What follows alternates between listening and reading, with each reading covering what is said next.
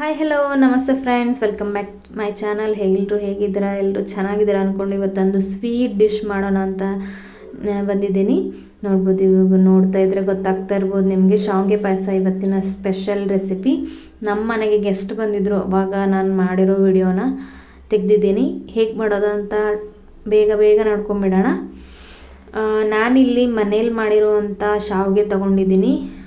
ಇದು ಗೋಧಿ ಶಾವಿಗೆ, ಇದರಲ್ಲಿ ಏನು ಮೈದಾ ಅದು ಏನು ಮಿಕ್ಸ್ ಇಲ್ಲ. ಮನೆಯಲ್ಲಿ ಗೋಧಿನ ನೆನೆ ಹಾಕಿಬಿಟ್ಟು ಮಷೀನಲ್ಲಿ ಮಾಡಿಸ್ಕೊಂಬಂದಿರೋದು. ನಿಮ್ಗೆ ರಿಕ್ವೈರ್ಮೆಂಟ್ಸ್ ತಕ್ಕಷ್ಟು ಶಾವಿಗೆನ ತೊಗೊಳ್ಳಿ. ನೀವು ಅಡುಗೆ ಅಂಗಡಿಯಲ್ಲಿ ತಂದಿರುವಂಥ ಶಾವಿಗೆಯಿಂದನೂ ಮಾಡ್ಕೋಬೋದು.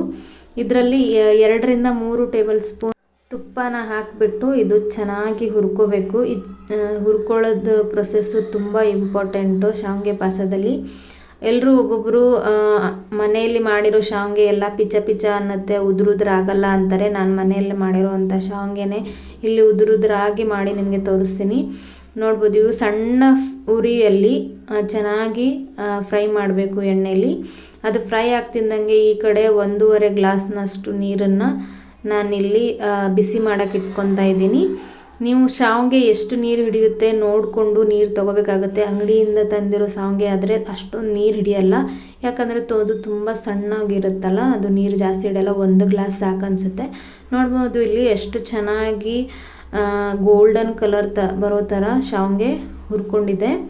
ನೋಡ್ಬೋದು, ಇದನ್ನು ಈ ಬಾಣಲೆಯಲ್ಲಿ ತೆಗೆದ್ಬಿಟ್ಟು ಇದರಲ್ಲೇ ನೀರು ಕಾಸಿ ಮತ್ತೆ ತಿರ್ಗಾ ಶಾವಿಗೆನೂ ಹಾಕ್ಬೋದು. ನಾನು 2 ಪ್ರೊಸೆಸ್ ಏಕೆ ಅಂತ ಇಲ್ಲಿ ಸಪ್ರೇಟಾಗಿ ನೀರು ಕಾಸಿಬಿಟ್ಟು ಇದರಲ್ಲಿ ಹಾಕ್ತಾಯಿದ್ದೀನಿ. ಇದು ಹೀಗೆ ಮಾಡಿದ್ರೆ ಟೈಮು ಸೇವ್ ಆಗುತ್ತೆ, ಪ್ರೊಸೆಸ್ಸು ತುಂಬ ಲೆಂದಿ ಆಗೋಲ್ಲ. ಎಲ್ಲ 1.5 ಗ್ಲಾಸ್ ಪೂರ್ತಿ ನೀರನ್ನು ನಾನಿಲ್ಲಿ ಹಾಕ್ಕೊಳ್ತಾ ಇದ್ದೀನಿ.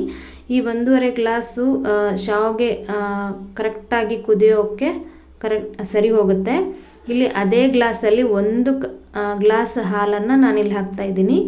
ನೀವು ಹಾಲು ನಿಮ್ಮ ರಿಕ್ವೈರ್ ತಕ್ಕಂಗೆ ಹಾಕೋಬೇಕು.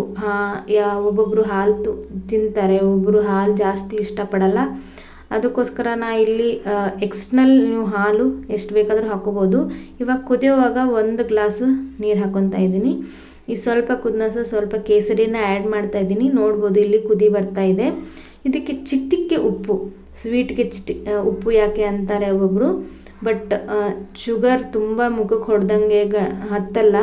ಅದಕ್ಕೋಸ್ಕರ ಉಪ್ಪು ಸ್ವೀಟ್ಗೆ ಚೂರು ಮಿಕ್ಸ್ ಮಾಡಿದ್ರೆ ಅದರ ಫ್ಲೇವರು, ಅದರ ಸ್ವೀಟ್ನೆಸ್ಸು ತುಂಬ ಮೈಲ್ಡಾಗಿರುತ್ತೆ ಅಂತ ನನ್ನ ಅನಿಸಿಕೆ. ನಾನು ಎಲ್ಲದರಲ್ಲೂ ಮಿಕ್ಸ್ ಮಾಡ್ತೀನಿ.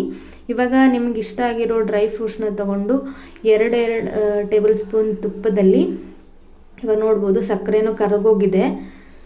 ಹಾಲು ಹಾಕಿದ್ಮೇಲೆ ಸಕ್ಕರೆ ಹಾಕಬೇಕು, 2 ಒಟ್ಟೆ ಟೈಮ್ ಹಾಕಬೇಡಿ, ಇಲ್ಲಾಂದರೆ ಹಾಲು ಒಡೆದೋಗುತ್ತೆ. ಇವಾಗ ನಮ್ಮದು ಈ ಕಡೆ ತುಪ್ಪ ಕಾಯ್ದಿದೆ. ಕ್ವಿಕ್ಕಾಗಿ ಡ್ರೈ ಫ್ರೂಟ್ಸ್ನ ಚೆನ್ನಾಗಿ ಫ್ರೈ ಮಾಡ್ಕೊಳ್ಳೋಣ. ನೀವು ಒಂದೊಂದಾಗಿ ಸಪ್ರೇಟಾಗಿ ಫ್ರೈನೂ ಮಾಡ್ಕೋಬೋದು.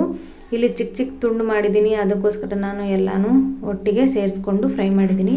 ನೋಡ್ಬೋದು, ಇಲ್ಲಿ ತುಂಬ ಚೆನ್ನಾಗಿ ಬಂದಿದೆ. ಈ ಟೈಮಲ್ಲಿ ಎಕ್ಸ್ಟ್ರಾ ಹಾಲು ಬೇಕಂದರೆ ಹಾಕ್ಕೋಬೋದು, ಇಲ್ಲಾಂದರೆ ಒಬ್ಬೊಬ್ಬರು ಹಾಗೆ ಸರ್ವ್ ಮಾಡ್ಬೋದು. ಇವಾಗ ನಾನು ಸರ್ವ್ ಮಾಡ್ತಾಯಿದ್ದೀನಿ. ನಮ್ಮ ಮನೇಲಿ ತುಂಬ ಹಾಲು ಇಷ್ಟಪಡಲ್ಲ. ಹೀಗೆ ನೋಡ್ಬೋದು ಎಷ್ಟು ಉದುರಾಗಿ ಬಂದಿದೆ, ಪಿಚಿ ಅನ್ನೋಂಗಿಲ್ಲ. ಎಷ್ಟು ಅಂಗಡಿಯಿಂದ ತಂದಿರೋ ಶಾವಿಗೆ ಥರನೇ ಆಗಿದೆ. ಹೇಗನ್ನಿಸ್ತು ಫ್ರೆಂಡ್ಸ್? ವಿಡಿಯೋ ಇಷ್ಟ ಆದರೆ ಪ್ಲೀಸ್ ಲೈಕ್ ಮಾಡಿ, ಶೇರ್ ಮಾಡಿ, ನನ್ನ ಚಾನಲ್ನ ಸಬ್ಸ್ಕ್ರೈಬ್ ಮಾಡಿ ಅಂತ ಕೇಳ್ಕೊತೀನಿ. ನಿಮಗೆ ಯಾವುದಾದ್ರೂ ಸ್ವೀಟ್ ರೆಸಿಪಿ ಬೇಕಾದರೆ ನನಗೆ ಕಮೆಂಟ್ ಮಾಡಿ, ನಾನು ಖಂಡಿತವಾಗ್ಲೂ ವಿಡಿಯೋ ಅಪ್ಲೋಡ್ ಮಾಡ್ತೀನಿ.